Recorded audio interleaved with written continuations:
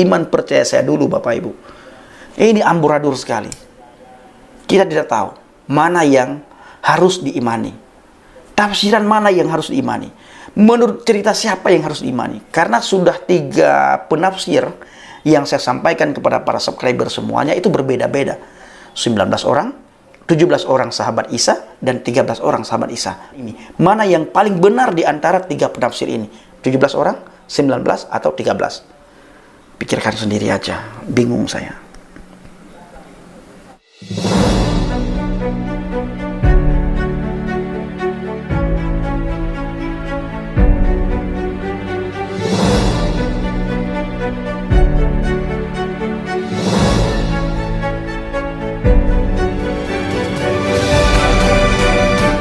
Haleluya, haleluya. Shalom alaikum Ishim Hamasyah. Salam Aki.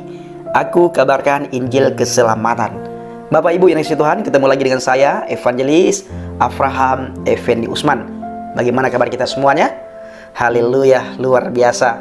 Saya selalu berdoa kepada Tuhan untuk para subscriber pencinta channel Injil Kebar Baget agar selalu dalam lindungan Tuhan. Apapun yang saudara lakukan dan kerjakan selama itu tidak bertentangan dengan firman Tuhan, yakinlah, percayalah, pasti dibuat oleh Tuhan berhasil. Nah, sebelumnya Bapak Ibu, saya mengajak saudara semuanya untuk menempatkan hati dan pikiran saudara di tempat yang netral. Berpikirlah secara akal yang sehat, berpikirlah secara kritis.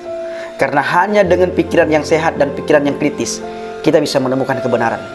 Buka sedikit ruang hati saudara, ruang pikiran saudara, bahkan buka telinga saudara lebar-lebar untuk bisa menerima kenyataan, untuk bisa menerima kebenaran, dan ambillah tindakan supaya saudara sesegera mungkin untuk datang kepada kebenaran itu.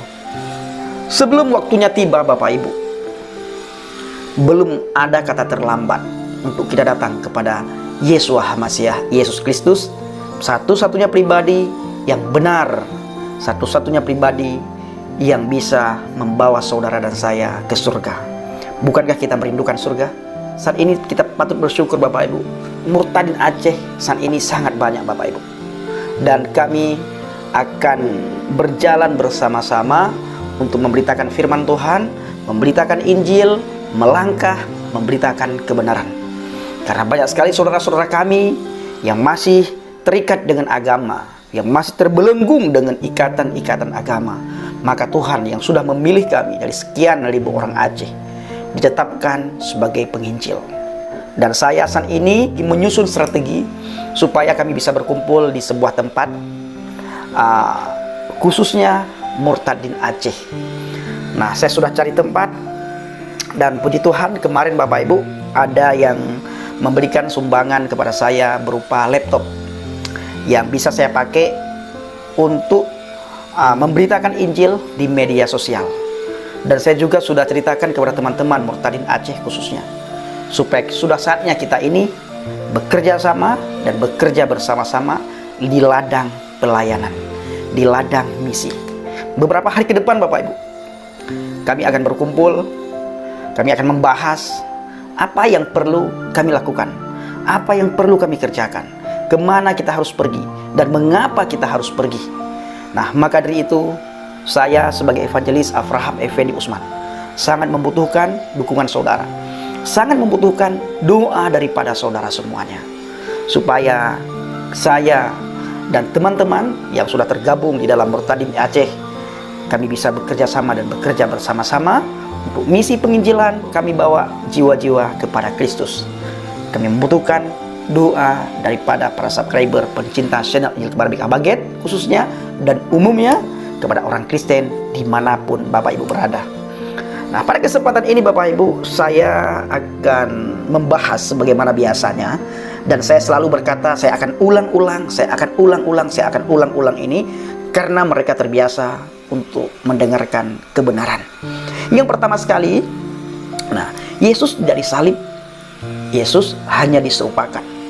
Dalam Al-Quran surat 4 An-Nisa ayat 157, di situ dikatakan, dan dalam kurung kami hukum juga karena ucapan mereka, sesungguhnya kami telah membunuh Al-Masih Isa putra Maryam, Rasul Allah, padahal mereka tidak membunuhnya. Wa ma qataluhu wa ma salabuhu, padahal mereka tidak membunuhnya, dan tidak pula menyalibnya, tetapi yang mereka bunuh adalah orang yang diserupakan dengan Isa. Saya tidak membahas ayat ini Bapak Ibu, karena ayat ini sudah sering sekali saya bahas. Nah, nanti Bapak Ibu akan tahu sendiri kemana arah dan tujuannya. Jangan tinggalkan video kali ini. Dalam Quran 19 Maryam ayat 43, dan kesejahteraan semoga dilimpahkan kepadaku. Ini perkataan Isa Al-Masih. Pada hari kelahiranku, pada hari wafatku atau pada hari aku mati, dan pada hari aku dibangkitkan hidup kembali. Ayat ini Bapak Ibu bertentangan menurut beberapa muslim. Quran surat 4 An-Nisa ayat 157 mengatakan Isa tidak dibunuh, sementara Quran 19 Maryam ayat 33 mengatakan Isa wafat. Menurut sebagian orang bahwa kedua surah tersebut bertentangan, namun dibantah oleh pihak yang mengatakan sebaliknya. Di dalam tafsir At-Tabari di situ dikatakan para ahli tafsir berbeda pendapat dalam menakwilkan lafaz sifat penyerupaan bagi kaum Yahudi dalam perkara Nabi Isa alaihissalam.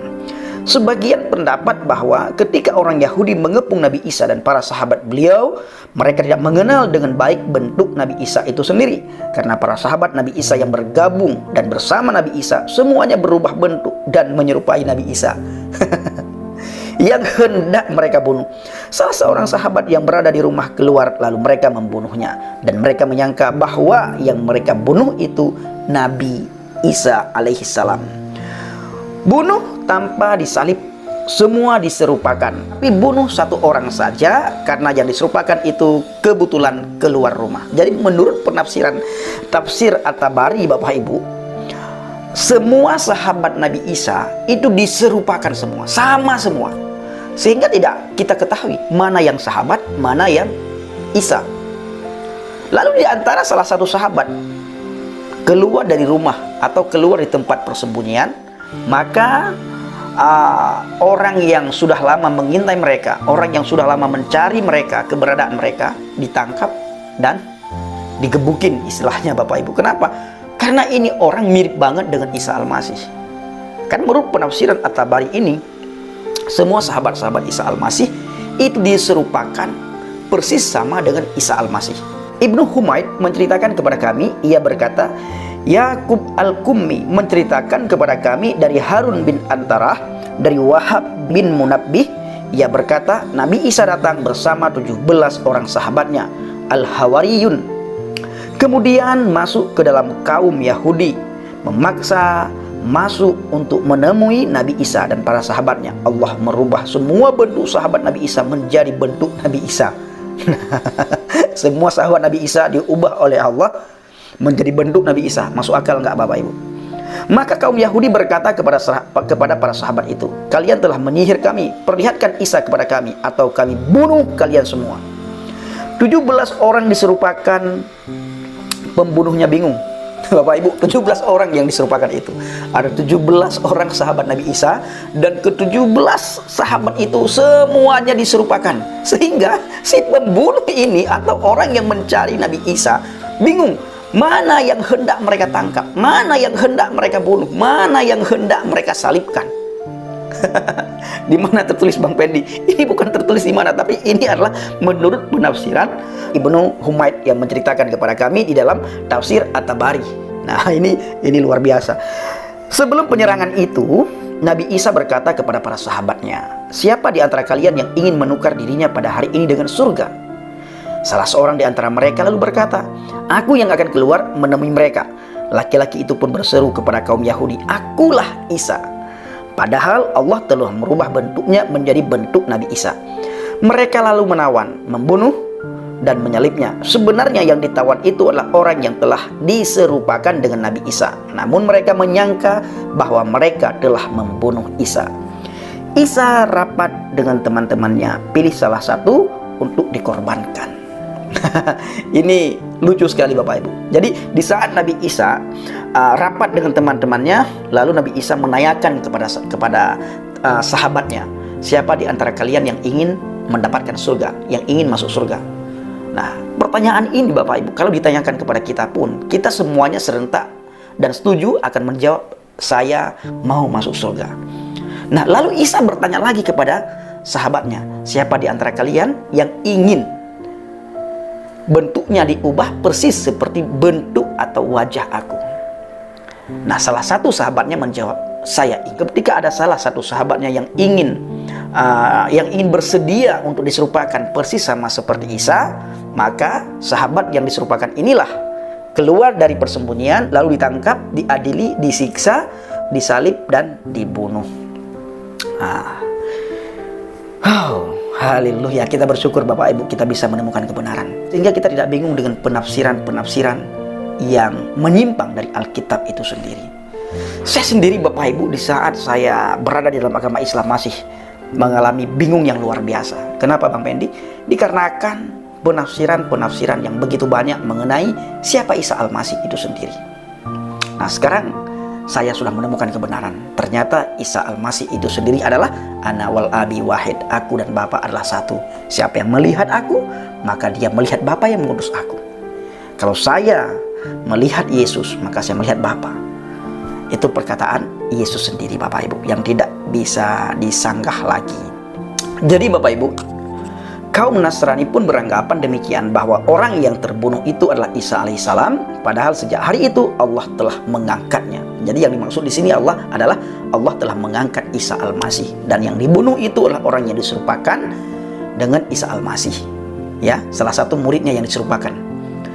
Muhammad bin Al-Husain menceritakan kepada kami, ia berkata, Ahmad bin Al-Mufaradah menceritakan kepada kami, ia berkata, Asbat menceritakan kepada kami dari As-Saudi, ia berkata, sesungguhnya Bani Israel telah mengepung Nabi Isa dan 19 orang sahabatnya dalam satu rumah. Kalau tadi Bapak Ibu 17 orang sahabatnya. Kalau penafsiran Muhammad bin Al-Husain ini 19 orang sahabatnya dalam satu rumah, dalam satu tempat persembunyian. Nabi Isa lalu berkata kepada para sahabatnya, barang siapa bersedia untuk diserupakan dengan bentuk dan rupaku, ia dibunuh, maka ia akan mendapatkan surga.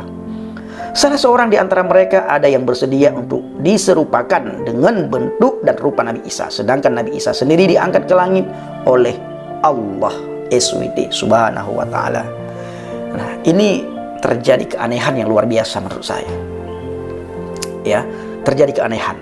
Nah, silahkan simpulkan sendiri. Makanya saya selalu berkata di awal video, tempatkan hati dan pikiran saudara di tempat yang netral. Berpikirlah secara jernih dengan akal yang sehat dan jangan takut untuk murtad. Maka berpikirlah secara kritis. Saya akan melanjutkan. Ibnu Humaid berkata, Salamah berkata, Ibnu Ishaq berkata, banyak sekali orang yang berkata Bapak Ibu. Salah seorang dari mereka yang disebutkan kepadaku itu bernama Sarjas. Nah, ini bernama Sarjas.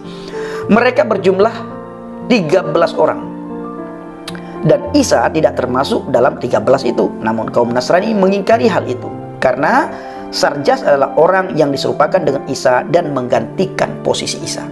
Tadi dikatakan 17 orang sahabatnya. Nah, barusan yang saya bacakan barusan itu 19 orang. Yang baru saja saya baca ini adalah 13 orang. Nah, di antara para penafsir ini saja Bapak Ibu, itu sudah salah semuanya. Sudah saling bertentangan antara satu dengan yang lain. Penafsir yang pertama itu 17 orang. Ini tertulis di dalam tafsir At-Tabari Bapak Ibu.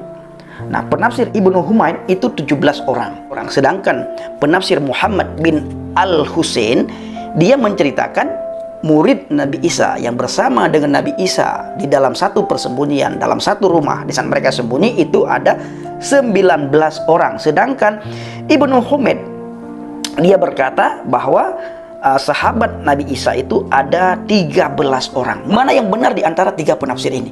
Apakah 19 orang? Atau 17 orang? Atau berapa orang Bapak Ibu? 13 orang. Mana yang benar ini?